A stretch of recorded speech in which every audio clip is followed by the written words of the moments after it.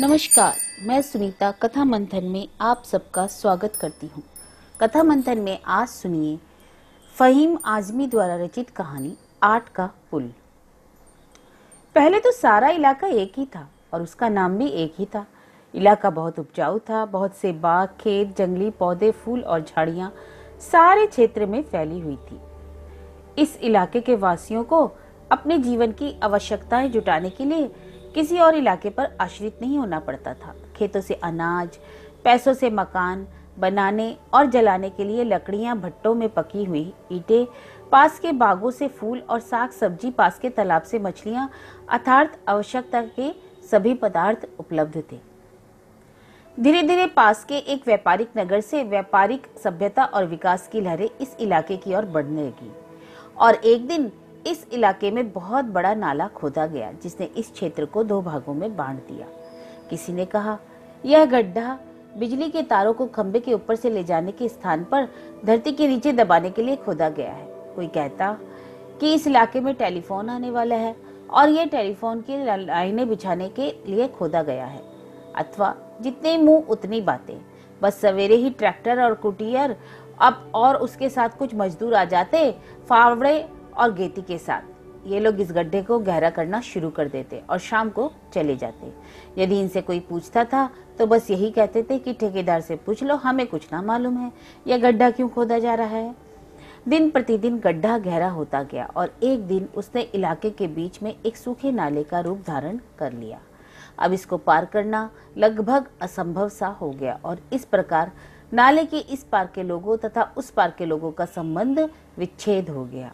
कभी कभी नाले के इस पार के लोग उस पार के लोगों से नाले के दोनों ओर खड़े होकर वार्तालाप कर लेते थे और अधिकतर बात का विषय यह नाला ही होता था।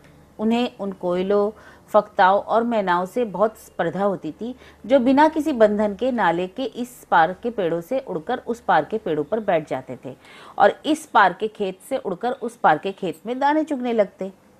और एक दिन ठेकेदारों के आदमी चले गए, नाला उसी प्रकार खुदा रहा। संभवतः है दूसरा ठेकेदार जिसे तार बिछाना था या तीसरा ठेकेदार जिसे गड्ढा पाटना था अभी तक निश्चित नहीं किया गया था, या वह किसी दूसरे इलाके में व्यस्त हो गया था।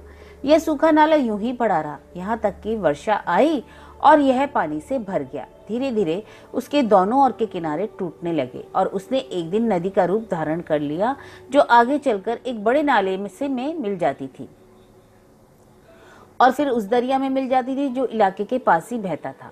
सर्दी आई तो लोगों ने सोचा कि नाले का पानी खुश्क हो जाएगा और शायद ठेकेदार के आदमी उसको पाट दे। कुछ ऐसे भी लोग थे जिन्होंने उसे स्वयं पाटने का विचार किया, परंतु जैसे ही सर्दी समाप्त हुई और गर्मी आई, आसपास की पहाड़ियां पर बर्फ पिघलने लगी। यह बर्फ पहले भी पिघलती थी परंतु छोटी छोटी नालियों के रूप में फैल जाती थी और तेजी से ढलान की ओर बहकर उनका पानी बड़े दरिया में मिल जाता था। यदि कहीं पानी फैला भी तो अधिक समय तक नहीं रुकता था, किंतु अब सारा पानी बहकर इलाके के उस नाले में आ जाता था। गर्मी बीती, वर्षा आई, नाला और विस्तृत हो गया। फिर सर्दी आई, पानी उसी प्रकार बहता रहा। फिर पहाड़ियों पर बर्फ पिघली, नाला अधिक और विस्तृत हो गया, किनारे और टूटे और यह नाला हर बरस चौड़ा होता गया। फिर एक बड़े दरिये ने इलाके को दो भागों में बांट दिया। इलाके के निवासियों को दो भागों में बांट दिया, कुछ रिश्तेदार इधर रह गए, कुछ उधर। और जब मोहम्मद खान की पुत्री के विवाह की समस्या सामने आई तो मोहम्मद खान की पत्नी ने कहा, फिक्र काहे की, तुम्हारे भाई की बेटी के साथ तो बचपन में ही रिश्ता तय हो चुका है। मोहम्मद खान पहले तो चुप रहे, फिर उन्होंने एक ठंडी सांस ली और बोले, अरे क्या बात करती हो, वे तो लोग उस पार के हैं, अब हमारा उनसे क्या वास्ता, अपने इलाके में ही रिश्ता खोजो। तो ऐसी कौन सी बात है, हम एक ही तो हैं, वह उस पार रहता है तो क्या हुआ, तुम्हारा भाई तो है। नहीं, वह अब उस पार रहता है, बीच में है दरिया। इस पार के लोग उस पार के लोगों से अलग है। वह मेरा भाई था, लेकिन तब जब दरिया नहीं था। तो दरिया क्या खून के रिश्तों को भी तोड़ सकता है? हाँ, तोड़ सकता है। दरिया सरहदें बना देता है, मुल्कों को अलग कर देता है, इंसानों को अलग कर देता है। अरे यह तुम क्या कह रहे हो? मैं वही कह रहा हूँ जिसे लोग कहते हैं। और फिर यह भी तो नहीं कि दरिया को पार करके आसानी से इधर उधर आ जा सके। दरिया पर पुल भी नहीं है, इसमें नाव भी नहीं चलती और हुआ भी यही था। पुल बनाने के सारे प्रयत्न व्यर्थ हो गए थे। जब भी पुल बनता एक मौसम भी नहीं निकलता, सर्दी में बनता तो गर्मी में टूट जाता था। पहाड़ों से आने वाले पानी का वेग बहुत तेज होता था, दरिया के किनारे भी टूट जाते थे, मिट्टी बह जाती थी। लोग मिट्टी भरकर लकड़ी का पुल बनाते थे, कोई सीमेंट का पक्का पुल तो बनता था नहीं। भला मिट्टी का पुल कैसे टिका रहता। और नाव, उसका भी प्रयास किया गया। कुछ लोगों ने सोचा कि पुल नहीं बनता और लोग दरिया को पैदल भी पार नहीं कर सकते तो नाव ही बना लें, उसी पर चढ़कर दरिया पार कर लिया करेंगे। परंतु हुआ यूं, जब पहली नाव बनी तो मंगू दूध वाला सवेरे सवेरे आया और मोहम्मद खान से बोला, खान साहब सुना आपने, वह जो 4 घड़ों को उल्टा करके और ऊपर कीकर तथा सरपत का मचान बनाकर नाव बनाई गई थी, उसके 2 घड़ों में जहरीले सांप घुस गए और 2 मुसाफिरों को डस लिया। अब मुखिया जी ने कहा है कि नाव ना चलेगी। अरे क्यों नहीं चलेगी, ऐसे हादसे तो होते ही रहते हैं, आइंदा हम लोग एहतियात से काम लेंगे।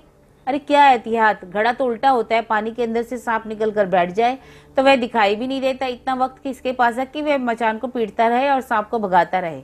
अरे भाई, हर मुश्किल काम में एहतियात रखनी पड़ती है। अगर हम कुछ दिन तक मचान पीटते रहेंगे और नाव चलती रहेगी तो सांप खुद ब खुद डर के भाग जाएगा। मगर चलेगी कैसे, मुखिया ने तो रोक दिया है, घड़े तोड़ दिए गए हैं। मोहम्मद खान ने मुखिया को धीरे से एक मोटी सी गाली दी और चुप हो गया। वह और कर भी क्या सकता था, मुखिया से कौन झगड़ा मोल लेता। परंतु मोहम्मद खान का दिल नहीं माना। उसने सोचा कि पंचायत बुलाई जाए, हो सकता है पंचायत के कहने से मुखिया मान जाए।